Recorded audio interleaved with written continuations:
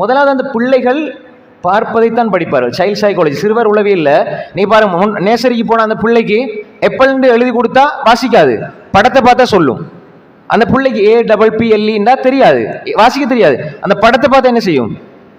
படத்தை பார்த்தா சொல்லும், அந்த பேரை சொல்லும். எழுதி கொடுக்கும்போது சொல்லாது, ஏன்னா அதை பார்த்து தான் படிக்கும். நீங்கள் பிள்ளைகளுக்கு வாழ சொல்லிக் கொடுக்காதீர்கள், நீங்க வாழ்ந்து சொல்லிக் கொடுங்கள்.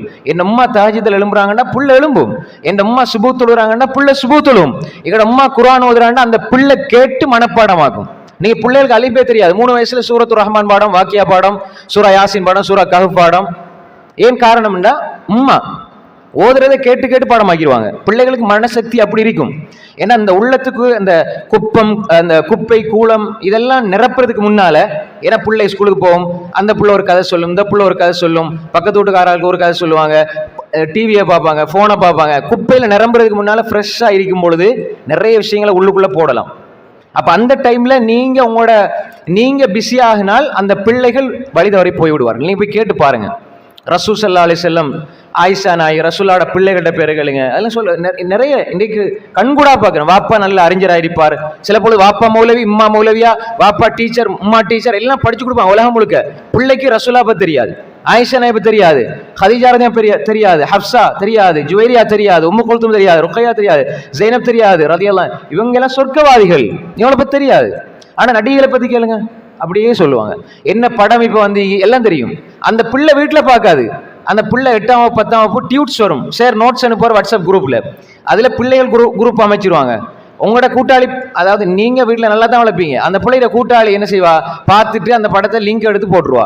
இந்த பிள்ளை நீங்க யூடியூப் ஹிஸ்டரி, அந்த சர்ச் பண்ண ஹிஸ்டரியை போய் பார்த்தால் அந்த பிள்ளை புது படம் எல்லாம் தேடி வச்சிருக்கும். நீங்க வேண்டாம் பாருங்க. நம்ம நினைச்சிருப்பா நம்மளோட பிள்ளைக்கு ஒன்றும் தெரியாது, நமக்கு தான் ஒன்றும் தெரியாது. நம்ம நினைச்சிருப்போம் நம்மளோட பிள்ளைக்கு ஒன்றும் தெரியாது. நீங்க பாருங்க, ஒரு பாஸ்வேர்ட் நீங்க லொக் போட்டு வச்சாலும் போனுக்கு, அடுத்த நிமிஷம் பிள்ளைகள் அதை உடச்சி போனை பார்த்துட்டு இருப்பாங்க. நமக்கு தான் அது கஷ்டம், ஏன்னா பிள்ளைகள் அவ்வளவு ஷார்ப்பா கூர்மையா இருப்பாங்க. அப்படிதான் பிள்ளைகளுடைய அந்த திறன்.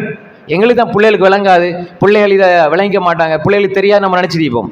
நீங்கள் உங்களை விட இப்போ உள்ள ஜெனரேஷன் இருக்கிறாங்க தானே, நிறைய எல்லா தொழில்நுட்ப விஷயங்களையும் படிச்சு எல்லாத்தையுமே அப்படி அவங்களுக்கு தெரிய வந்துரு. ஏன்னா அப்படித்தான் வாழ்றாங்க, சூழல் அப்படி, சூழல் மாற்றிவிடும். ரசூல் ஸல்லல்லாஹு அலைஹி சொன்னாங்க, குல்லு மௌலூதின் யூலது அலா ஃபித்ரத்தில் இஸ்லாம் அபவாஹு யுஹவ்விதானி வ யுனஸ்ஸிரானி வ யுமஜ்ஜிசானி.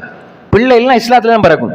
பிள்ளை எல்லாருமே தூய்மையான உள்ளத்தோட பிறப்பாங்க, நல்ல பிள்ளைகளை தான் பிறப்பாங்க. ஆனா அவருடைய பெற்றோர்கள் அவர்களை நசாராக்களாக, மஜூசிகளாக, நெருப்பு வணங்கிகளாக, யூதர்களாக, கிறிஸ்தவர்களாக மாத்துறாங்க. இப்ப அப்படி மாத்துறது இல்லை.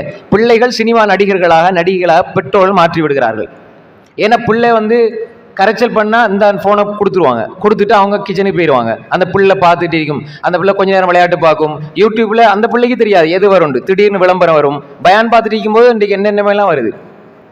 அப்ப பயான் பார்க்கும் பொழுதே அந்தந்த விளம்பரம் வருது என்றால், ஒரு பிள்ளை ஒரு கார்ட்டூனை பார்க்கும்போது, ஒரு நாடகத்தை பார்க்கும்போது, ஒரு சினிமாவை பார்க்கும்போது எப்படியான காட்சிகள் வரும், அந்த பிள்ளைகள் எப்படி அதை எடுப்பாங்க. எனவே இன்று சூழல் அல்லாஹ்க்கு பதிலாக எல்லாம் கொடுக்கப்பட்டிருக்கிறது.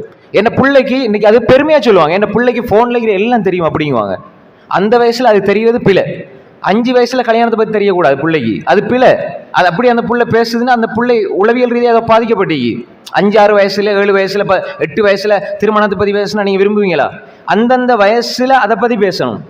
அந்தந்த வயசுக்கு மீறி பேசுறதாக இருந்தால் அந்த பிள்ளை சாதாரண பிள்ளைகள் அசாதாரண நிலையில் இருக்கிறது, ஒரு ஒழுங்கான சீரான மனோநிலையில இல்லை. நாங்க பெருமையா நினைக்கிறோம், அதை ஒரு பெரிய பாதிப்பு, உள ரீதியான பாதிப்பை இன்றைய நாங்கள் அதை பெருமையா நினைக்கிறோம். இந்த பிள்ளைக்கு டிவி எல்லாம் நல்லா அந்த பிள்ளை தானா செய்யும், போன் எல்லாம் அந்த பிள்ளை தானா செய்யும், எனக்கு ஒண்ணுமே தெரியாது, எனக்கு அந்த அதாவது கோல் ஆன்சர் பண்றது மட்டும் தான் எனக்கு தெரியும். அன்புக்குரிய சகோதரிகளே, தாய்மார்களே, இது நாம் இதை ஏசுறதோ வசைபாடுறதோ இப்போ உள்ள பிள்ளைகளை சபிக்கிறதோ சாடுறதோ அல்ல நோக்கம்.